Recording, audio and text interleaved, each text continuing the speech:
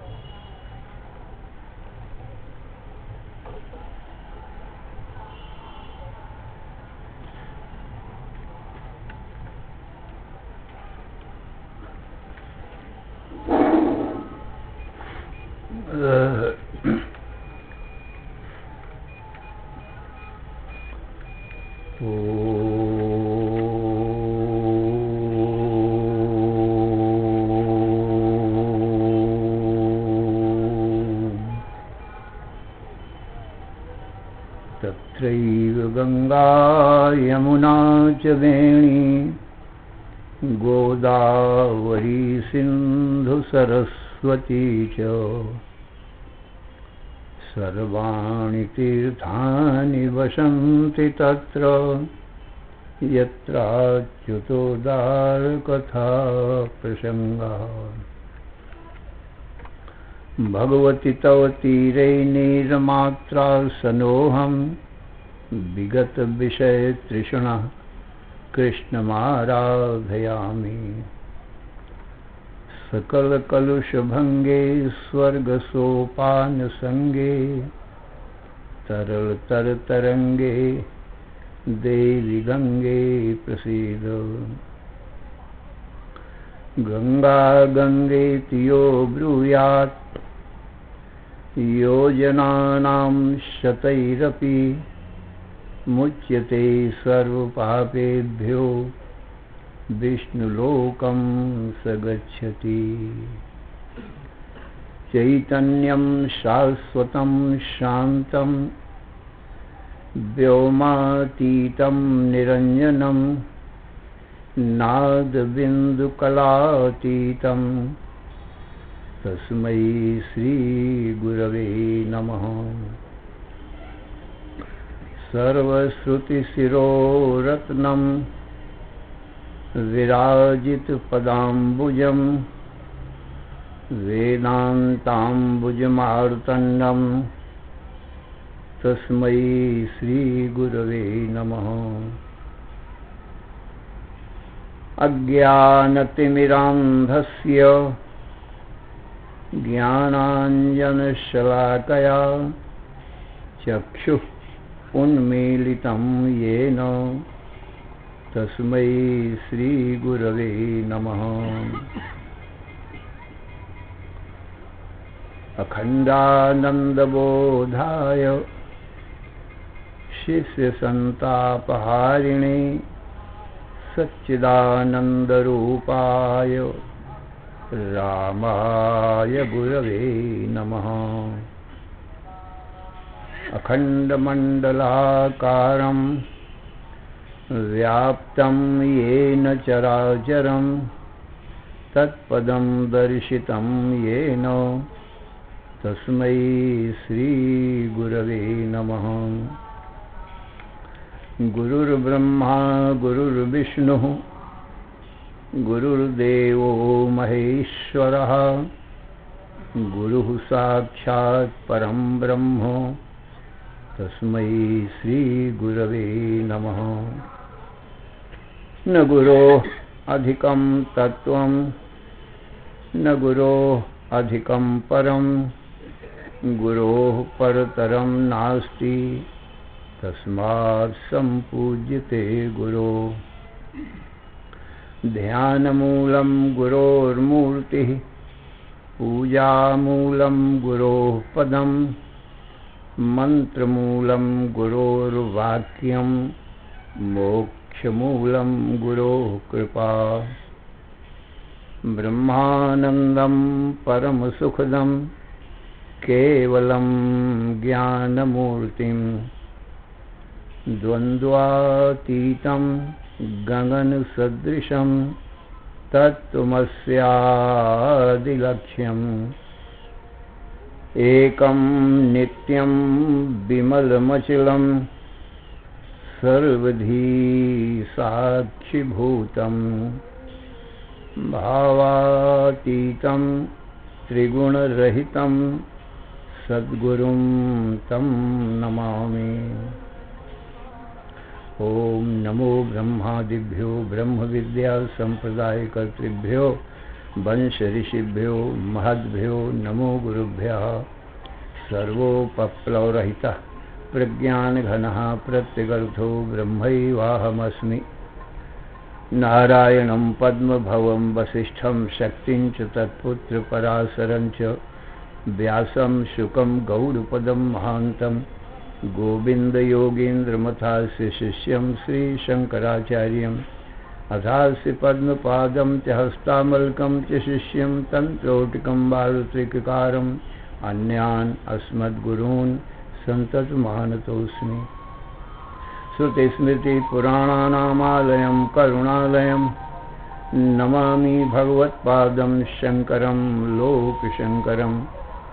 शङ्करं शङ्कराचार्यं केशवं बादरायणं सूत्रभाष्यकृतौ वन्दे भगवन्तौ पुनः पुनः। ईश्वरो गुरुरात्मेति मूर्तिभेदविभागिने व्योमवद्व्याप्तदेहाय दक्षिणामूर्तये नमः। अशुभानि निराचष्टे तनोति शुभसन्ततिं स्मृतिमात्रेण यत्पुंसां ब्रह्म तन्मङ्गलं परम्। अतिकल्याणरूपत्वान्नित्यकल्याणसंश्रयात् स्मृतीनां वरदत्वाच्च ब्रह्म तन्मङ्गलं विदुः। ओङ्कारश्चाथ शब्दस्य द्वैतौ ब्रह्मणः पुरा कण्ठं भित्त्वा विनिर्यातौ तस्मान्माङ्गलिकौ उभौ। ओम तत्सत् परब्रह्मणे नमः। श्री राम जय जय राम।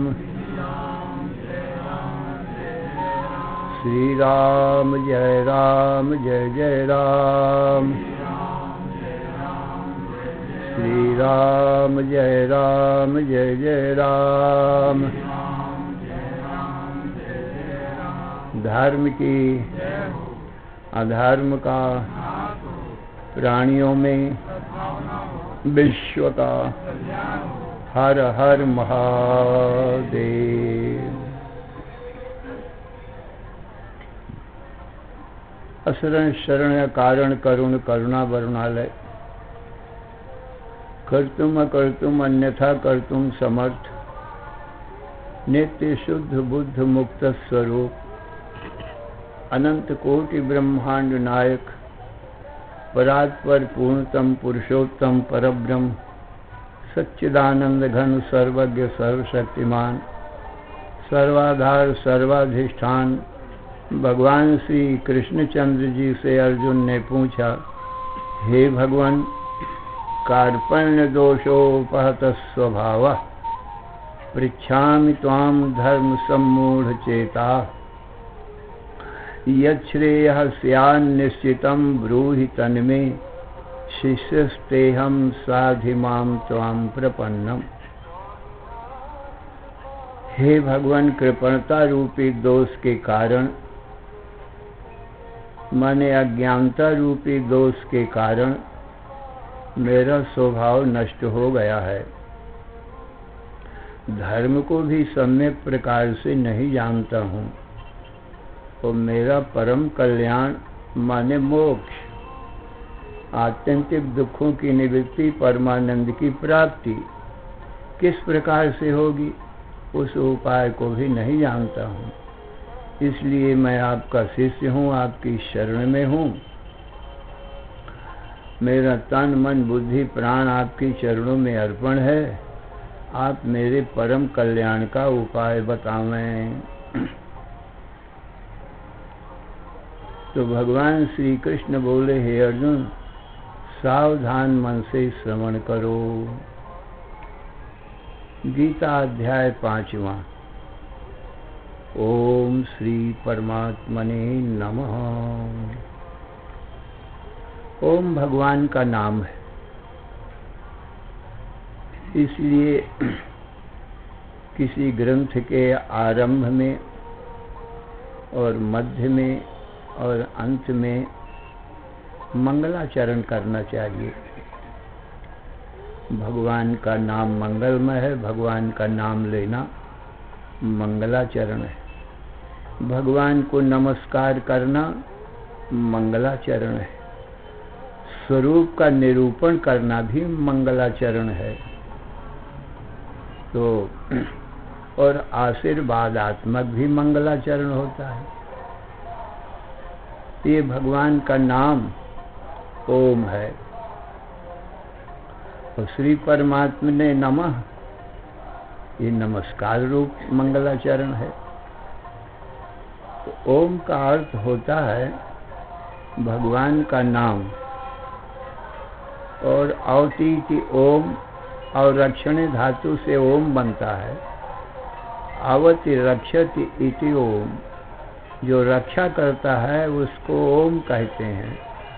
तो चराचर जगत का उत्पत्ति करने वाला, रक्षा करने, पालन करने वाला, संहार करने वाला भी एकमात्र भगवान ही है। तो ये ओमकार के नाम का अर्थ भगवान है, वो रक्षा करने वाला है। श्री नाम महामाया शक्ति का है, प्रकृति का है, लक्ष्मी का है। और श्री नाम, श्री का अर्थ शोभा भी होता है। और श्री आदर अर्थ में भी प्रयोग किया जाता है। किसी का आदर करना हो तो आइए श्रीमान जी, तो आदर के लिए भी। तो भगवान के पहले श्री का अर्थ लक्ष्मी का सूचक है, प्रकृति का सूचक है, शक्ति का सूचक है, अनंत शक्ति संपन्न परमात्मा को परम कहते हैं। जो प्रकृति से परे हो उसको परम कहते हैं। ऐसे भगवान हैं और हमारा तुम्हारा आत्मा भी है।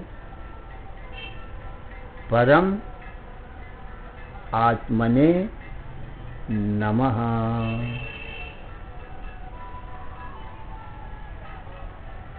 तो जो प्रकृति से परे है इसलिए परम कहा जाता है। और सबका आत्मा है वो परब्रह्म परमात्मा को नमन माने नमस्कार है। नमस्कार का अर्थ होता है एक तो देह से नमस्कार करना, साष्टांग दंडवत करना, प्रणाम करना। एक नमस्कार का अर्थ ये भी होता है जैसे गंदे नाले ने गंगा जी को नमस्कार किया, माने आत्मसमर्पण। ये भी नमस्कार का अर्थ होता है। तो गंदे नाले ने आत्मसमर्पण किया गंगा जी को, ये गंगा जी को नमस्कार किया, तो फिर वो गंगा रूप ही होता है। और नदियों का नमस्कार समुद्र के लिए है। तो नमस्कार किया माने आत्मसमर्पण किया। ये नमस्कार भी भक्ति है, भक्ति योग के अंतर्गत आती है। तो समुद्र को अपने आप को अर्पण किया तो समुद्र रूप हो गई। इस प्रकार से आत्मसमर्पण रूप जो नमस्कार है वो भगवत रूप ही हो जाता है। नमस्कार करने वाला, अपने को आत्मसमर्पण करने वाला। इस प्रकार से भगवान को नमस्कार करके और ये 5वां अध्याय का प्रारंभ किया जाता है। तो अर्जुन उवाच, अर्जुन उवाच माने बोला। अर्जुन का अर्थ होता है अर्जनात् अर्जुन, जिसने अनंत जन्मों में पुण्य का अर्जन किया हो, भक्ति का अर्जन किया हो, धर्म का अर्जन किया हो। अर्जन कहते हैं कमाई करने को, पुण्य की कमाई किया, भक्ति की कमाई किया। अब बहुत जनों की पुण्य और भक्ति नहीं होगी तो साक्षात भगवान का दर्शन कैसे होगा?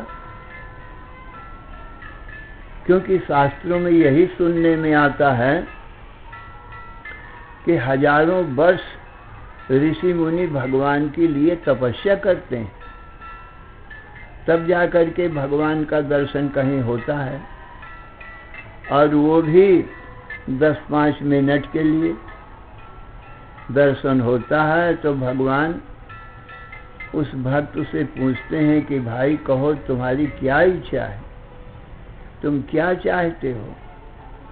मेरी भक्ति, मेरी आराधना तुमने किस लिए किया है? उससे वर मांगने को कहते हैं वरम ब्रूहि, वर तुम मांगो जो तुम्हारी इच्छा हो। तो भगवान से भक्त जो कुछ अपने मन में इच्छा होती है वह वरदान मांग लेता है। तो भगवान ने कहा 4 प्रकार के मेरे भक्त होते हैं। चतुर्विधा भजन्ते माम जना सुकृत नोर्जुनो, आर्तो जिज्ञासुरर्थार्थी, ज्ञानी च भर्तर्षभ। हे अर्जुन, ये 4 प्रकार के मेरे भक्त होते हैं। आर्त, जिज्ञासु, अर्थार्थी और ज्ञानी, ये 4 प्रकार के मेरे भक्त हैं। तो आर्त भक्त कौन से हैं? जो देहिक, दैविक, भौतिक तापों से तपायमान है। देहिक ताप क्या है? स्थूल शरीर और सूक्ष्म शरीर में जो दुख आते हैं, आधि व्याधि, उनको दैहिक ताप कहते हैं। स्थूल शरीर में रोग बीमारी करके जो दुख आता है, और सूक्ष्म शरीर में भूख प्यास से दुख आता है, और सुख दुख मन में होते हैं, काम क्रोध लोभ मोह आदि से प्राप्त होते हैं। तो ये आधि व्याधि दुख, ये अध्यात्म ताप है, शारीरिक ताप है। शरीर संबंधी तापों को, माने दुखों को अध्यात्म दुख कहते हैं। दूसरे ताप होते हैं दैविक, जो देवताओं के द्वारा दुख प्राप्त होता है। जैसे भूकंप हो गया, अतिवृष्टि अनावृष्टि हो गई, बहुत वृष्टि हो गई, फसल नष्ट हो गई, या बिल्कुल वृष्टि न हुई तो फसल सूख गई। उससे दुख पाते हैं लोग। कल 12 बार दुकाल पड़े, बिना अन्न दुखी सब लोग मरे। बारंबार कलयुग में दुकाल पड़ता है तो बिना अन्न के लोग भूखे मरते हैं, दुखी होकर के। और विद्युतपात हो जाना, बिजली गिर जाना, ये देवताओं के द्वारा जो उत्पात किए जाते हैं, उनसे जो दुख मिलता है उनको दैविक दुख कहते हैं। और भौतिक दुख भूत प्राणियों से, चोर बदमाश से, सिंह व्याघ्र से, सर्प से, शत्रु से जो दुख मिलता है उसको भौतिक ताप कहा करते हैं। ये 3 प्रकार के ताप माने दुख को आर्त भक्त कहते हैं। इन तापों से दुखी है कोई, और कोई उपाय नहीं सूझता है उसको। सब उपाय करके थक गया है, अब कोई उपाय नहीं सूझता है, तो फिर वो भगवान को ही पुकारता है, प्रभु मेरा दुख दूर करो। तो भगवान आर्त भक्त के दुख को दूर करते हैं। ये आर्त भक्त है। भगवान के सिवाय अब उसको दुख दूर करने वाला कोई है ही नहीं, तो उसका भगवान दुख दूर कर देते हैं। कोई अर्थार्थी भक्त होता है, इस लोक या परलोक स्वर्गादिक लोकों के भोग सुखों को चाहता है। स्त्री पुत्र धन इस लोक के या देवलोक के सुख, स्वर्गादिक के सुख चाहता है, उसको अर्थार्थी भक्त कहते हैं। तो अर्थार्थी भक्त अर्थ ही मांगता है भगवान से, तो भगवान उसको अर्थ दे देते हैं। स्त्री पुत्र धन राज्य स्वर्गादिक लोक जो मांगे वही दे देते हैं। तीसरा जिज्ञासु भक्त होता है, जैसे अर्जुन है। जिज्ञासु भक्त जिसको मोक्ष की इच्छा हो, सर्व दुखों की आत्यंतिक निवृत्ति की इच्छा हो, फिर दोबारा दुख ना हुए और नित्य सुख शांति बनी रहे, ऐसी जिसको इच्छा हो उसको जिज्ञासु भक्त कहते हैं। तो अर्जुन जिज्ञासु भक्त है। और जिज्ञासु भक्त को जब भगवान मिले और भगवान के द्वारा उसको भगवत ज्ञान हो गया, ब्रह्म ज्ञान हो गया, तब उसको ज्ञानी भक्त कहते हैं। वो मुक्त है। भगवान ने ज्ञान का उपदेश दी, जिज्ञासु को ही भगवान ज्ञान का उपदेश देते हैं, तो फिर वो ज्ञानी भक्त हो जाता है। माने सर्व दुखों से सदा के लिए मुक्त हो जाता है। दैहिक दैविक भौतिक सभी तापों से सदा के लिए छूट जाता है। वो ज्ञानी भक्त होता है। तो आर्तो जिज्ञासु अर्थार्थी ज्ञानी च भर्तर्षभ, चार भक्त भगवान ने बताया।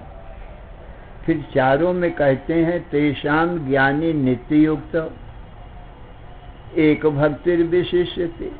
इन चारों भक्तों में से जो ज्ञानी भक्त है, तेषाम ज्ञानी नित्य युक्त, वो नित्य युक्त है, माने मुझ में अभेद रूप से स्थित हो गया है। माने मुझ परमात्मा को और अपनी आत्मा को एक रूप देखता है, भेद नहीं देखता है। उसकी अभेद दृष्टि हो गई। अभेद दर्शनम ज्ञानम, अभेद दर्शन, अभेद दृष्टि, इसको ज्ञान कहते हैं। ये ज्ञानी भक्त, उसकी एकत्व में ही प्रीति है, एक भक्ति। इसलिए भक्ति भगवान कहते हैं कि इन सभी भक्तों में ज्ञानी भक्त विशेष है। तेषाम ज्ञानी नित्य युक्त एक भक्ति, इसलिए विशिष्ट थे। अब बोले और भक्त, बोले और भक्त भी उदार हैं। उदारा सर्वे वैते ज्ञानी तो आत्मयु में मतम आस्था सहयुक्तात्मा मामे वानुत्तमाम गति। अर्जुन उदारा सर्वे वैते, सभी भक्त उदार हैं, क्योंकि मेरी शरण लिए, संसार का शरण छोड़ दिए, संसार का आसरा आशा छोड़ बैठे हैं, मेरी शरण लिए हैं। इसलिए जो आर्त भक्त है वो तो छोटे बालक के समान है। भगवान कहते हैं जैसे माता पिता को छोटा बालक बहुत प्यारा होता है, दुखी होता है तो माता पिता को ही पुकारता है और किसी को जानता नहीं है, ऐसे जो आर्त भक्त हैं वे मुझको ही पुकारते हैं कि प्रभु मेरी रक्षा करो, और मेरा रक्षक कोई नहीं है। मुझे ही माता पिता समझते हैं। तो भगवान कहते हैं वो भी मुझको प्यारे हैं, मेरे छोटे बालक के समान हैं।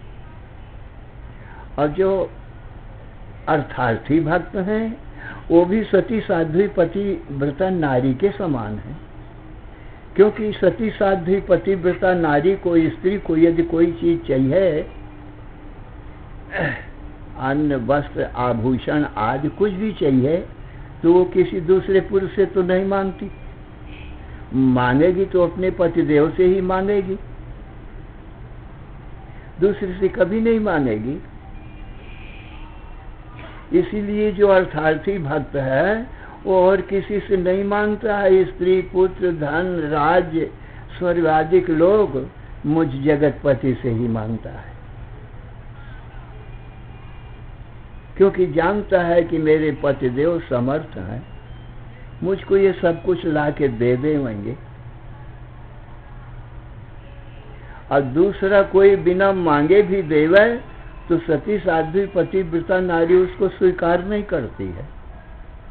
कोई दूसरा पुरुष लाकर अन्न वस्त्र आभूषण कोई देवे भी तो वो नहीं स्वीकार करती कदापि, बिना मांगे देवे तो भी। ऐसा क्यों है? कहा दूसरी की दिया हुआ यदि आभूषण वस्त्र आदि पहने तो ये स्त्री को कलंक लगता है, और अपने पति की दी हुई जो वस्त्र आभूषण आदि उनको पहले तो वो स्त्री शोभायमान होती, उसको कलंक नहीं लगता है। तो अपने पति की गुदरी शोभा देत निशंक और पर पुरुष की चुनरी पहने लगे कलंक। इसलिए वो पर पुरुष बिना दिए भी देवे तो नहीं लेती है, वो पर पुरुष की तरफ निहारती भी नहीं है, देखती भी नहीं है।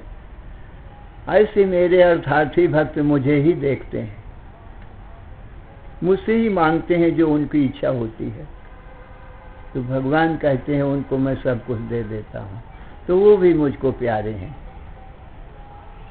और जिज्ञासु भक्त तो अर्जुन और कुछ चाहता नहीं है, मुझ परमात्मा को ही जानना चाहता है, और उसको कुछ भी इच्छा नहीं है, सब वस्तुओं से वैराग्य है। यदि अनुराग है, प्रेम है, तो मुझ में ही है। वो जिज्ञासु भक्त है, तो मैं अपने आप को उसको दिखा देता हूँ। मेरा वास्तविक स्वरूप क्या है उसको मैं अपना स्वरूप प्रत्यक्ष करा देता हूँ, सगुण साकार भी निर्गुण निराकार भी। ऐसा भगवान कहते हैं। तो अर्जुन जिज्ञासु भक्त है, भला ये और इच्छा नहीं रखता है, भगवत तत्व ही जानना चाहता है। तो अच्छा, और भक्त को ही तत्व ज्ञान होता भी है। भक्ति बिना ब्रह्म ज्ञानम कदापि न जायते। भगवान की भक्ति बिना तो ब्रह्म ज्ञान होता नहीं है, क्योंकि ब्रह्म ज्ञान जो है भक्ति के पुत्र बताए गए हैं। भक्ति के दो पुत्र हैं, ज्ञान और वैराग्य। तो इसी को ज्ञान वैराग्य होगा, भक्ति बिना तो होगा ही नहीं। जैसे पत्नी बिना पुत्र नहीं हो सकता है, कोटि यत्न करो, पुत्र कहाँ से होगा जब पत्नी ही नहीं है। तो भक्ति ही नहीं है तो ज्ञान वैराग्य पुत्र कहाँ से आएंगे? असंभव। गौ बिना दूध दही मक्खन मलाई कैसे मिलेगी? असंभव है। आम्र वृक्ष बिना पके पके आम्र फल खाने को कहाँ मिलेंगे? किंतु नहीं मिलेंगे। ईख बिना, गन्ने बिना गुड़ शक्कर मिश्री कहाँ मिलेगी? किंतु नहीं मिलेगी, क्योंकि गन्ना एक ही मूल है गुड़ शक्कर चीनी का। दूध दही मक्खन मलाई की मूल गौ ही है, आम्र फल का मूल तो आम्र वृक्ष ही है, ऐसे ही ज्ञान वैराग्य की जननी मूल उत्पन्न करने वाली भक्ति ही है। फिर भक्ति से जब ज्ञान हो गया तब भक्त को कुछ भी नहीं चाहिए। अभी तो जिज्ञासा है ना भगवत तत्व जानने की।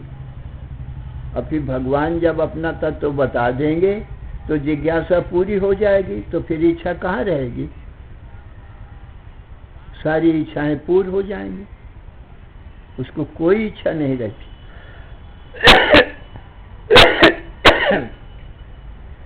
इसलिए भगवान कहते हैं वो तो मेरी आत्मा ही हो जाता है, माने मेरा स्वरूप ही हो जाता है। तो सत्य ज्ञान आनंद से पूर्ण हो जाता है, सारी इच्छाएं सदा के लिए समाप्त हो जाती, क्योंकि पूर्ण कोई इच्छा नहीं होती। पूर्ण काम, आप्त काम, परम निष्काम हो जाता है, माने कोई कामना उसको नहीं रहती। इसलिए भगवान कहते हैं ज्ञानी त्वात्मयु में मतम, उदारा सर्वे वैते ज्ञानी त्वात्मयु में मतम, आस्थिता सही युक्तात्मा मामेवानुत्तमां गतिम। वो सब प्रकार से मेरे में ही स्थित है, मेरी उत्तम गति मुझको ही प्राप्त होता है। मुझसे उत्तम गति और किसी को नहीं है। गति नाम गमन का है। 84 लाख योनियों में भटकता भटकता गमन करता हुआ ये जीव कभी विश्राम नहीं पाया है। और परम गति भगवान है। भगवान को पाकर के इसको विश्राम मिल जाता है, फिर आना जाना गमन खत्म हो जाता है। इसलिए ये सबसे श्रेष्ठ है। तुलसीदास जी ने लिखा है, इन्हीं को राम भक्त जग चारि प्रकारा, सुकृति चार्यु परम उदारा, चहु चतुरन कह नाम आधारा, पर ज्ञानी प्रभु ही विशेष प्यारा। वो विशेष प्यारा है क्योंकि वो अपनी आत्मा हो गया है। अब उसको मांगना कुछ नहीं है, और नहीं तो मांगता ही रहेगा कुछ न कुछ।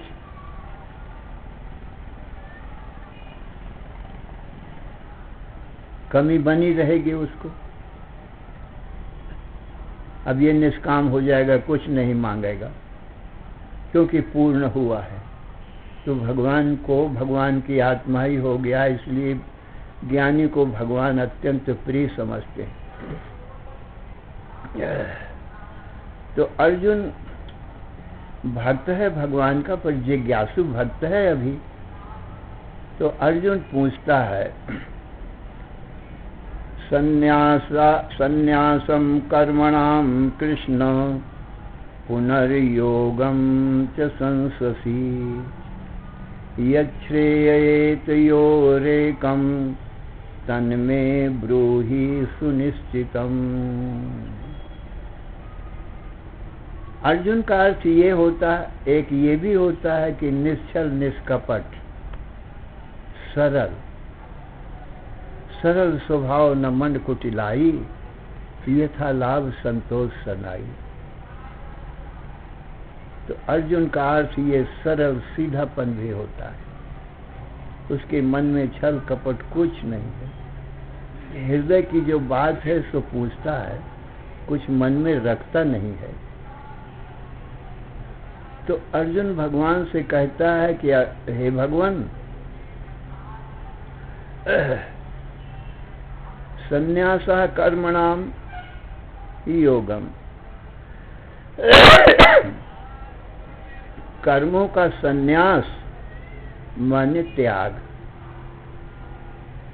आप कर्मों का संन्यास त्याग, आप कभी इसकी प्रशंसा करते हो और कभी कर्म योग की प्रशंसा करते हो। संन्यासम कर्मणाम कृष्ण, कर्मणाम संन्यासम कर्मों का त्याग करना,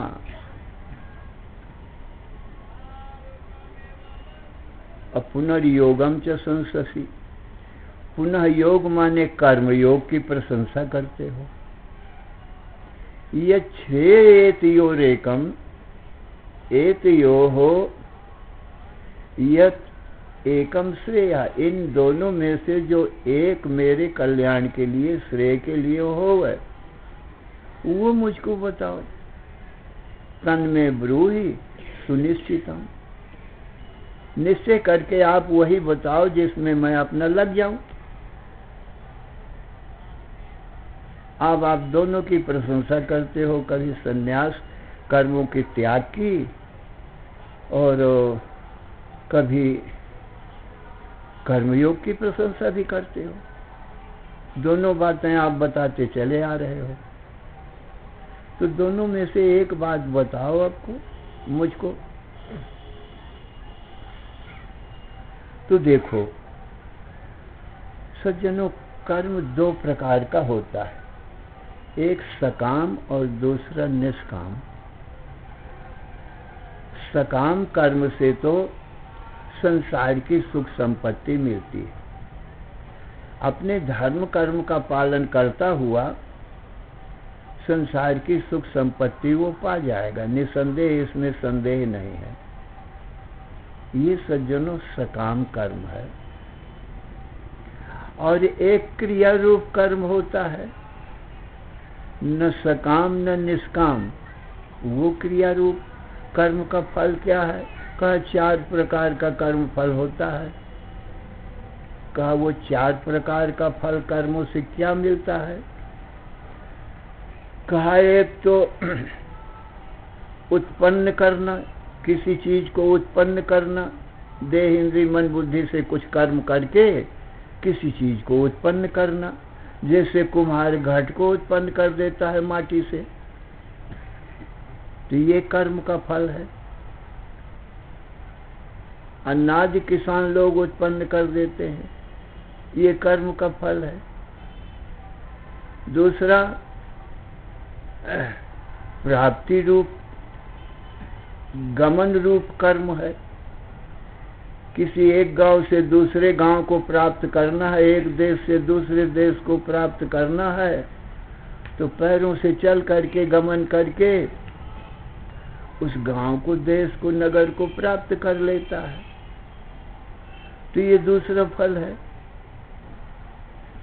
और तीसरा बेकार, किसी चीज को बिकारी बन देना, जैसे गेहूं जौ चने को पीस करके रोटी दाल भात बना लेना, मैंने विकृत कर देना।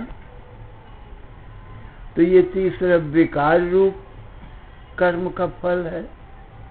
चौथा संस्कार रूप कर्म का फल है। संस्कार किसको कहते हैं? वस्त्र मलिन है,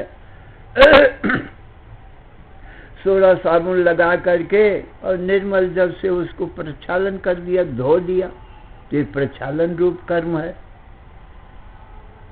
तो इससे संस्कार माने शुद्ध हो जाएगा, वस्त्र मैल निकल जाएगा। और इसी में गुणाधान भी है, वो भी इसी संस्कार के अंतर्गत आ जाता है। गुणाधान किसको कहते हैं? किसी रंग में रंगने की इच्छा हो तो उस रंग में डुबा दो, तो वही रंग चढ़ जाएगा, इसको गुणाधान कहते हैं। तो ये कर्म का 4 प्रकार का ये फल देखने में आता है संसार में।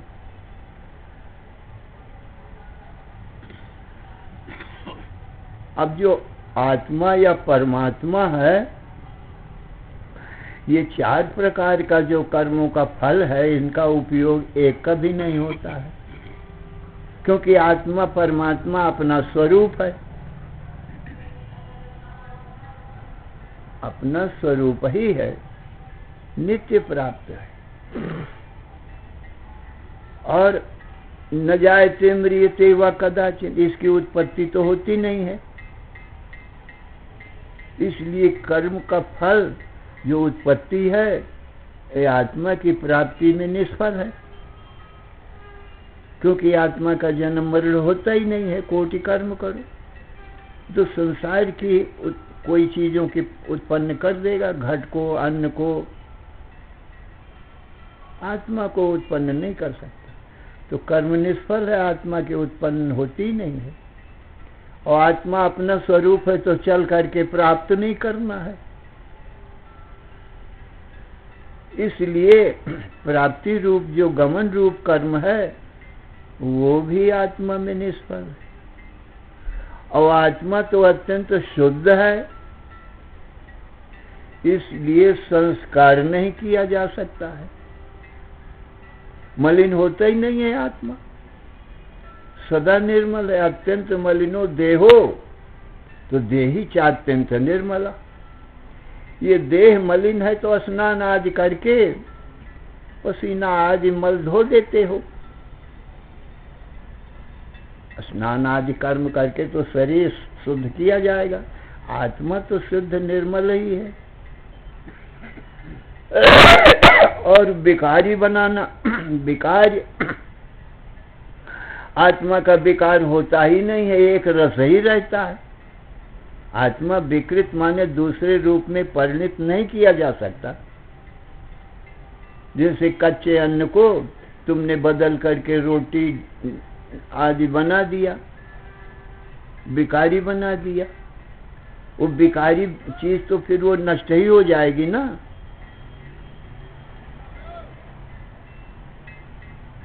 आत्मा निर्विकार है। तस्मात् कर्म न कुर्वन्ति यतया पारदर्शिना। इसलिए यति लोग ये सब कर्मों को नहीं करते। अब आप कर्मों की प्रशंसा करते हो तो भगवान कहते हैं सकाम कर्मों की नहीं, और ये क्रिया रूप केवल कर्मों की नहीं। फिर कहा निष्काम कर्म की प्रशंसा करते हैं,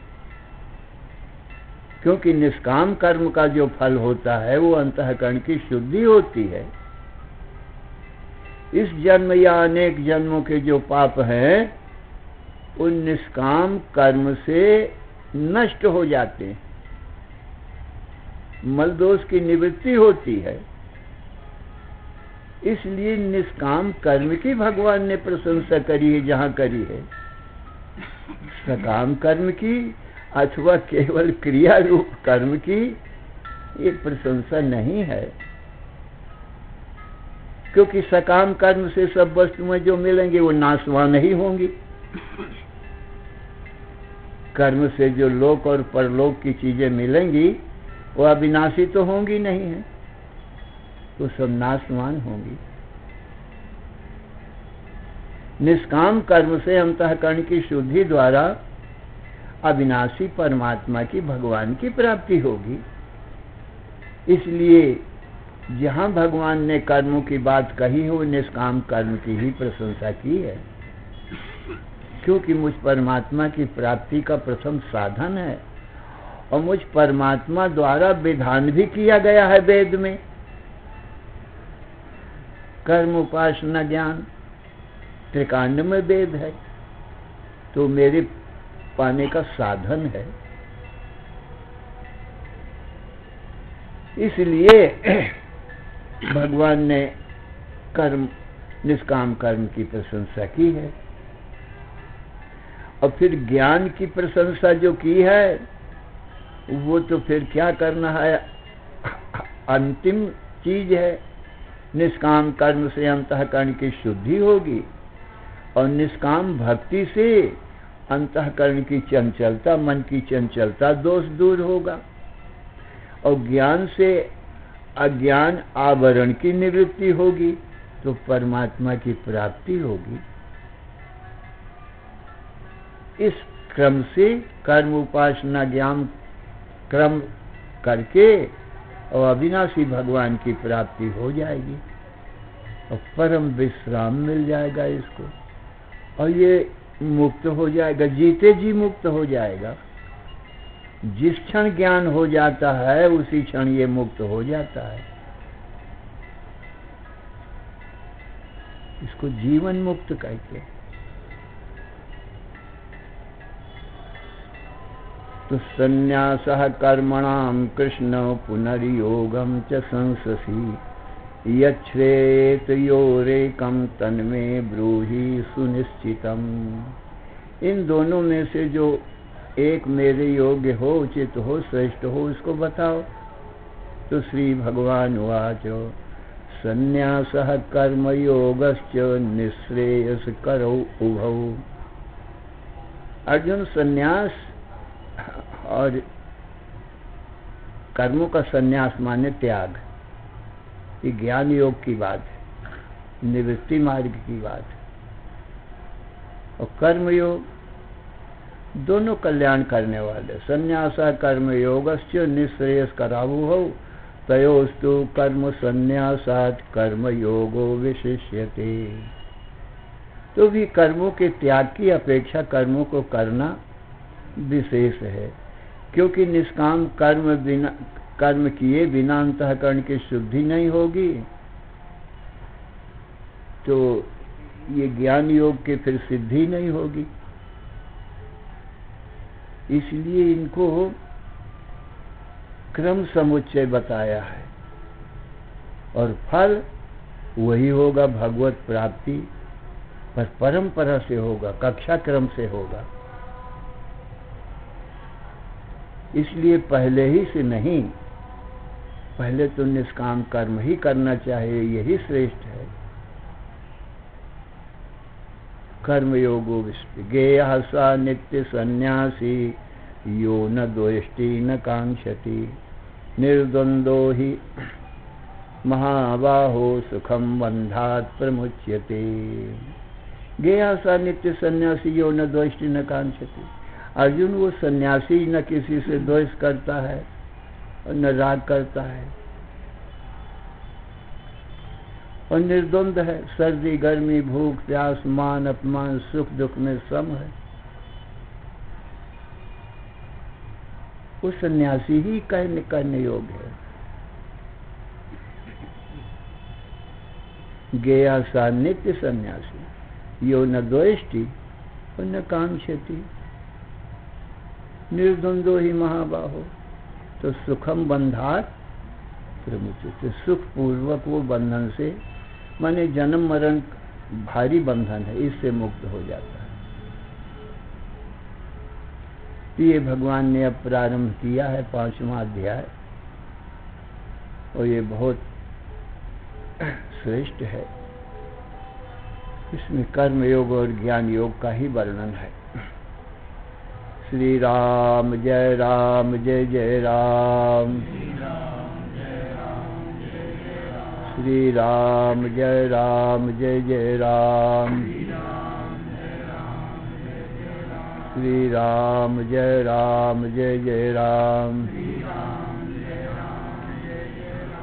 धर्म की अधर्म का, प्राणियों में विश्व का, हर हर महादेव।